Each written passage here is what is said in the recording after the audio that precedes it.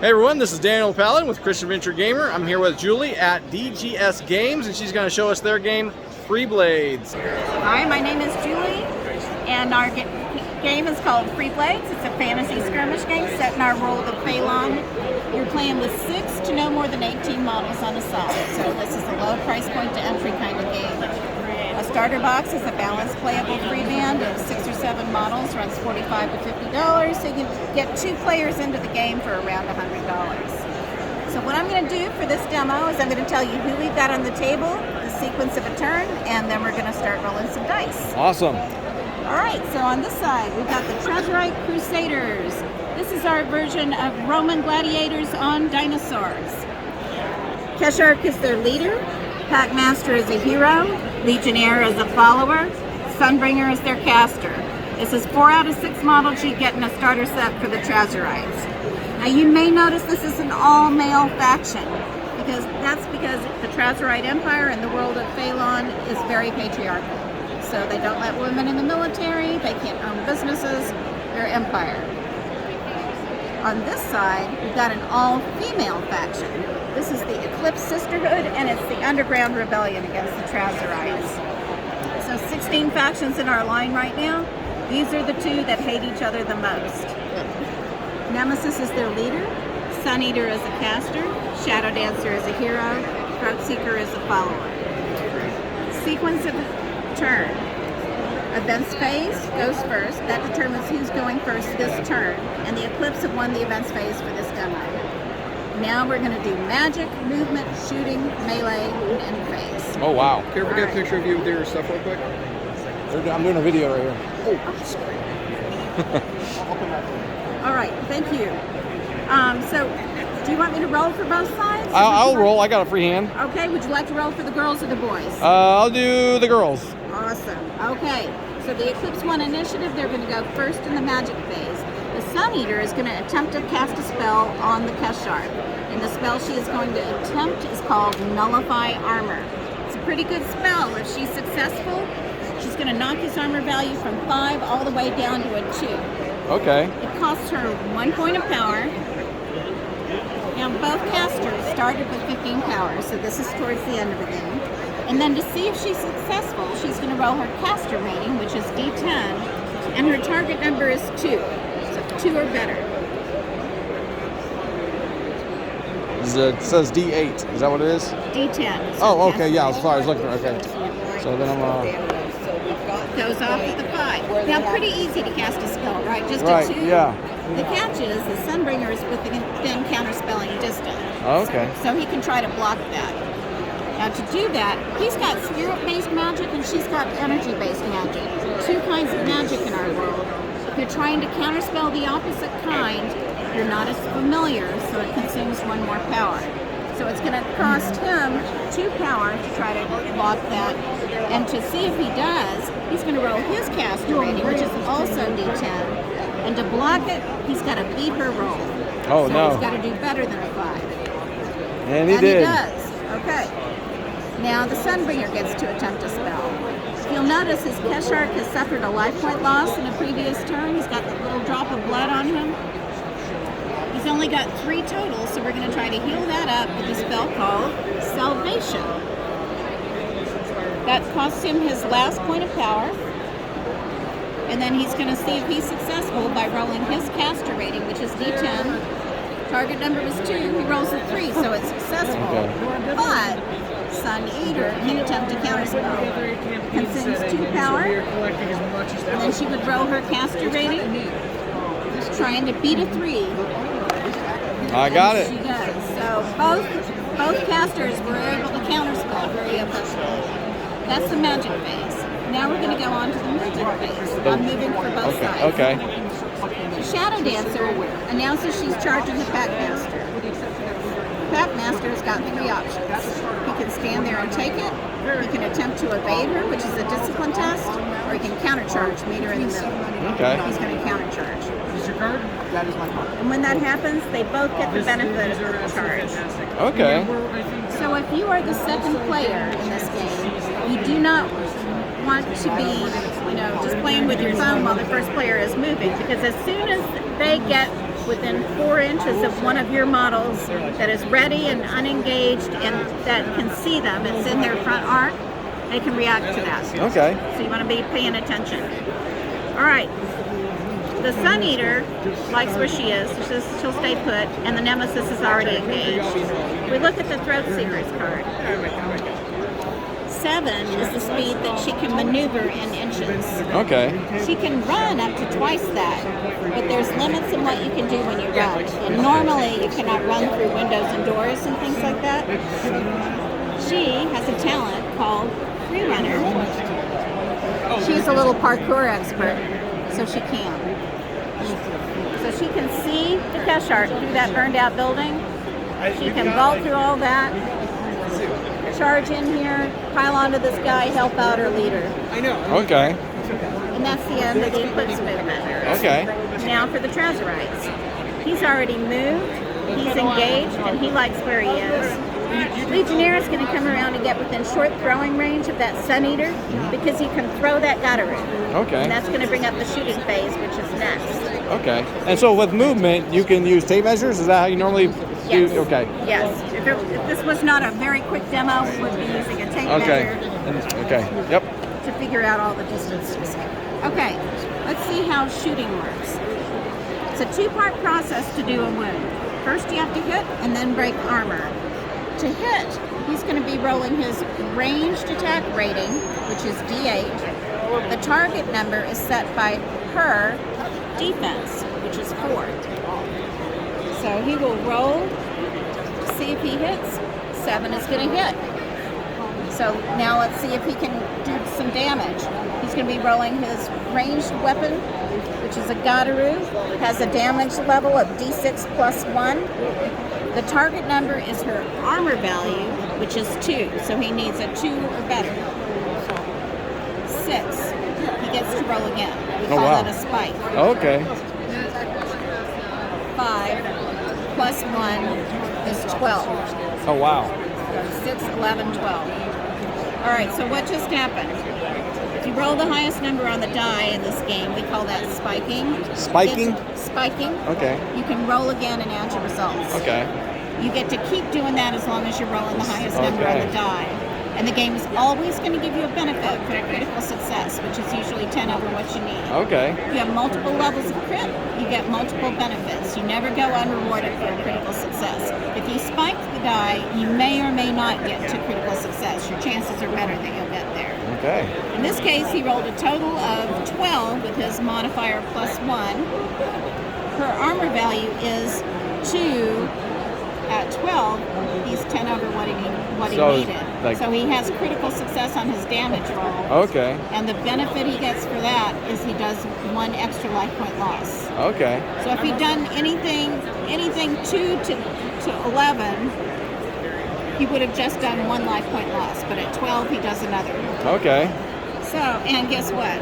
She only has 2 life points. Oh, wow. So she's dead. She's dropped. Yeah. We say drop, not dead. Okay. She's knocked down. Dropped. Yes, Dropped. because if you're playing in a campaign game, and we do have an awesome campaign system, you're going to take dropped models to the casualty table at the end to see if they died, took some injury, or fully recovered. Okay. All right, that was a very successful shooting phase Yeah. on the part of the Trezorites. Now we're going to go to the melee phase, and we've got 2 combats going on. We're going to do this one first, the Packmaster and the Shadow Dancer. First thing you do when you start a combat is figure out who is going first in that combat. Chargers go before non-chargers. They both charged. Then you compare discipline levels. They're both D10. This is going to be a simultaneous combat. Okay. Now the way we simulate that to avoid confusion is we have the first player go, resolve their attack completely, and then the second player goes. Okay. But even if she drops him, he gets to attack back. Okay. All right, so she will go first. Melee attack rating D10. His defense is 4. That sets the target. Hits with a 5. She'll roll damage, D8 plus 1 more for the charge. Thank you for demonstrating the automatic fail rule. Okay, yes. And that's important because 1 plus 1 would be 2, but you don't get to modify a natural 1. That's so it's always just 1. a straight up fail. Oh, wow. That stinks. Now, if this had been anything else, with the +1 modifier, you would have gotten to his armor value of 3. Oh, Let's okay. pretend that happened because I want to show you something cool. Okay. So if she had wounded him, he has got a talent called Die Hard that says if he loses a life point, he can try passing an endurance test with the target number 7 to see if he can just shrug it off. And he's got great endurance at D12. Okay. So even shot. So he needs a 7. He doesn't. So in that case, he would have taken it. Okay. Okay. He gets to attack back now. He's got a melee attack rating of D10. Her defense is 5, so that sets his target. He rolls a 4. Doesn't get through. So that's the end of that combat. If it had ended like that, he would have lost a life point, she would have lost none. He would take a morale test to see if he stayed in this combat. He does that on his discipline, which is D10. His target number is 4. We got a 1. He would run and make a panic move directly away from her. She would have the choice at this point to pursue. Her pursuit move and his panic move are exact same. Their speed plus D4 inches. Well, then, yeah, I would definitely pursue because I got him on the run. Of course you would. Okay, so he's going to go 7 plus 4, so he'll go 11 inches directly away from her. Here-ish. We thought about that for a minute. And then she would go 7 plus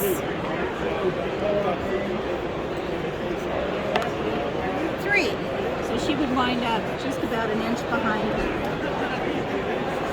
And he would be panicked. So next turn, all he could do would be to try to rally, which is another discipline test, target number 4. Okay. If he rallied, he could turn to face, and if somebody else attacked him, then he could fight back. But with them being this close, so initiative or the events phase next turn would become all important. Okay. Because if she won the events phase next turn, she could chase him up to 14 inches. Okay. He can go max 11 inches. Oh, wow. So she would catch him and drop him from behind. Oh, yeah. She went first. And once you catch them, they lose the rest of their life points. They're dropped for the rest of the game. Okay. So he's looking a little tentative right here. Okay, so that is the end of that combat. Now we're going to do this combat. In this combat, the Throat Seeker charge, so she's going to go first, and then it will be simultaneous between the Nemesis and the Keshark because they're Okay. both D12 discipline. A quick look at the Keshark's card. He is defense 5 normally, but every extra model piled onto him is going to drop his defense by 1. So he will go down to defense 4. That will be the Throat Seeker's target when she goes with her melee attack rating of D8. So she needs a 4 or better. 7's 7. going to hit. Okay, Keshark has got a decision to make. He's got 1 parry only. So he could attempt to parry that 1 now, try to beat that 7, or he could save his parry for the Nemesis who has a lethal weapon. He's going to save it. It makes more sense because that's a pretty high roll. Yeah. Now, honestly, if that spell had gone off before and his armor was down to 2, he might think twice about just letting that one go because she would have a high likelihood of wounding him. Okay. But he's going to go ahead and let it go. So her damage is only D6. She gets to add 1 for the charge. Let's see what she can do. 4 plus 1 for the charge is 5. Yep. His armor value is 5. So that is going to do a wound. He's not down yet, and it's now the Nemesis' turn. Remember, if she drops him, he gets to attack back because this part is simultaneous. Okay. So she's going to go with her melee attack rating of D12 plus 1. Again, the defense is 4 because of pylon. 4 plus 1 is 5. Yep. He saved his parry.